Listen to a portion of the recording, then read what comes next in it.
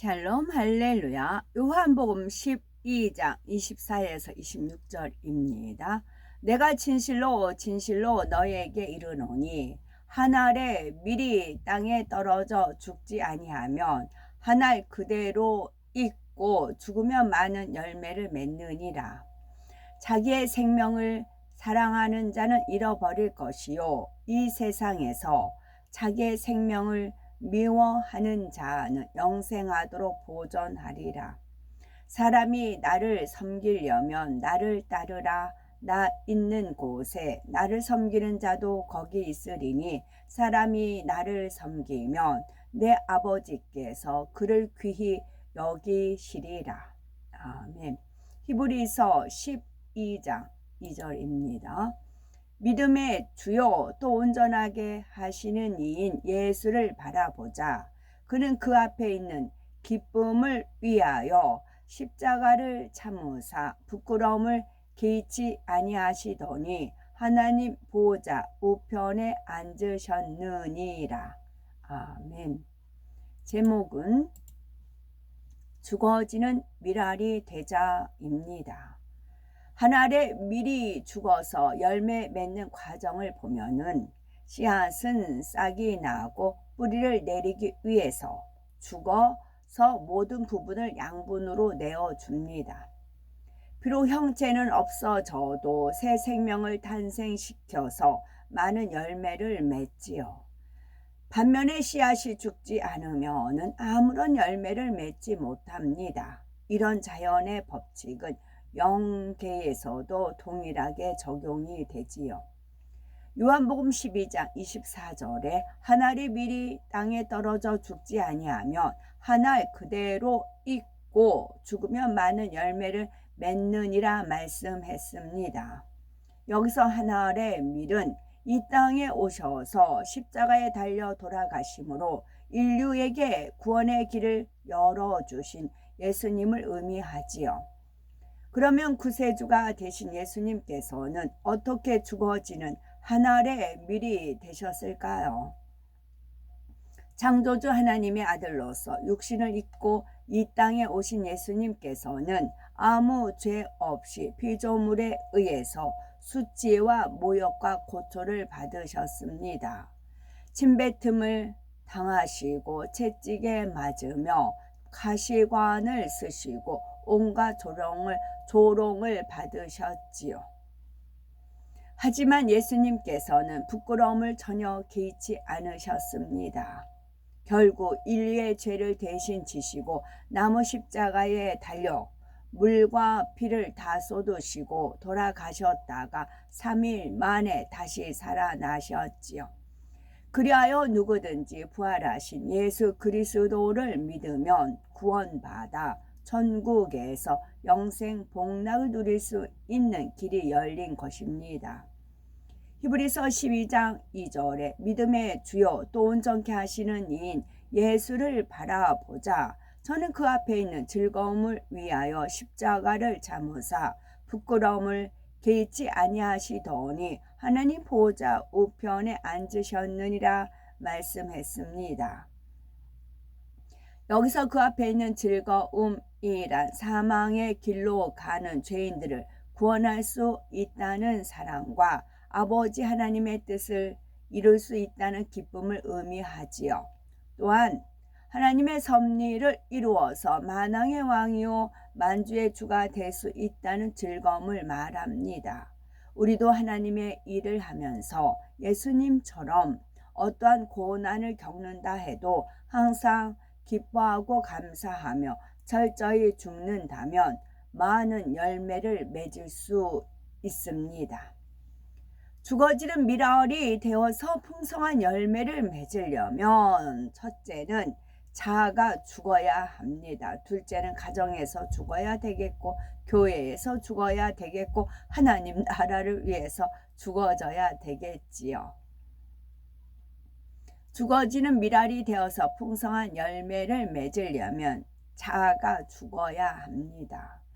사람은 태어나면서부터 부모, 형제, 학교, 친구, 이웃 등 다양한 환경을 통해 보고 들으며 지식을 쌓아갑니다. 그 쌓은 지식과 교양으로서 자아를 형성해 가지요.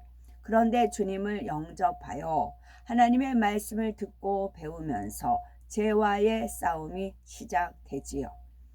이는 그동안 자아를 형성했던 것들이 대부분이 진리에 위배됨으로써 부딪힘이 생기는 것입니다. 이때 내 생각과 이론보다 하나님의 말씀이 옳습니다 라고 자기를 부인을 해야 자아가 죽을 수 있습니다. 하나님의 말씀에 위배되는 생각과 이론을 철저히 깨트려야 자아가 죽는 것이지요. 그래서 죄와 싸우되 피 흘리기까지 대항해야 버릴 수 있다고 하신 것입니다. 죄는 대충 회개한다고 벗어지는 것이 아닙니다. 불같이 기도하며 죄를 버리기 위해 피 흘리기까지 싸우는 노력이 필요하지요. 그럴 때 하나님께서 성령의 불세례를 내려 죄성을 태우기도 하시고 죄를 버릴 수 있는 능력을 주십니다. 또한 내주하시는 성령이 죄가 무엇인지 깨닫게 하시며 버릴 수 있게 도와주시지요. 한 알에 미리 죽을 때 그 속의 내용물이 양분으로 공급되고 껍질도 썩어 없어집니다. 이처럼 우리가 죽어지는 미랄이 되려면 자아를 형성하고 있는 것이 진리로 바뀌고 자아라는 틀 자체도 없어야 합니다. 성장하면서 진리가 아닌 것들로 만들어진 자기 의와 틀을 깨트려야 새로운 피조물이 될 수가 있지요. 두 번째는 가정에서 죽어져야 합니다. 만일 남편이 주님을 믿지 않고 아내만 믿는 가정이라면 아내는 어떻게 해야 하겠습니까? 남편이 구원받을 수 있도록 기도하고 복음을 전하며 진리 안에서 순종하고 섬기며 사랑해야 할 것입니다. 아내가 남편을 위해 죽어지는 미랄이 되면 남편이 변화를 받아 구원에 이를 수 있지요. 남편만 주님을 믿는 가정이라 해도 마찬가지입니다. 가정 복음화를 온전히 이루고 사랑으로 하나 되는 가정이 되려면 믿음이 있는 사람이 먼저 죽어져야지요. 가족은 가장 가까이에서 모든 것을 지켜보기 때문에 본이 되지 못하면 열매를 거둘 수가 없습니다. 교회에 다니더니 착해졌다, 부지런해졌다라는 등 인정받을 수 있어야 되겠죠. 그러므로 가정에서 죽어지려면 자신의 구습을 벗어버려야 합니다. 구습이란 하나님을 믿기 전 옛사람일 때 자기 몸에 밴 좋지 않은 습관을 말하지요. 자라온 환경 속에서 욕이 일상의 말이 되었거나 혈기가 많아 작은 일에도 쉽게 화를 내고 손찌검을 하는 것, 또 방이 지저분해도 치우지 않고 방치해 두는 것 등입니다. 이런 나쁜 구습을 버리고 성실히 본이 되어 가족을 섬긴다면 가족 복음화는 물론 항상 웃음꽃이 피는 화목한 가정을 이룰 수 있습니다. 세 번째, 교회 안에서 죽어져야 합니다. 성도는 혈육으로 맺어진 형제보다 더 가까운 하나님의 자녀로서 이 땅에서뿐만 아니라 천국에서도 영원히 함께 살아갈 가족입니다. 그러니 교회 안에서 성도의 허물을 들추며 남에게 전하는 것은 합당치 않지요. 잠언 17장 9절에 허물을 덮어주는 자는 사랑을 구하는 자요, 그것을 거듭 말하는 자는 친한 벗을 이간하는 자니라 했습니다. 하나님께서는 서로 사랑하고 이해하며 용서하기를 원하십니다. 그런데 자기가 살아있는 사람은 상대의 허물을 용납하지 못하지요. 자기 의로움으로 상대를 지적하고 상대로 인해 피해를 보면 불편해하고 용서하기가 어렵지요. 자신이 얼마나 죽었는지는 화평의 분야만 봐도 알 수 있습니다. 자기 의와 틀을 고집하는 사람은 다른 사람들과 화평하기가 어렵지요.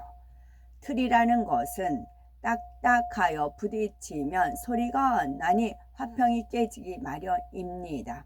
만일 김 집사와는 잘 지내는데 최 집사와는 불편하다면 화평한 것이 아닙니다.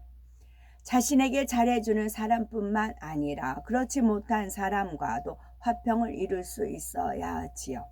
교회 직분의 상하 관계 속에서도 마찬가지입니다. 질서를 따라 순종과 섬김으로 화평을 쫓았는지, 소속된 곳에서 사랑으로 하나 되었는지 점검해 봐야 되겠지요.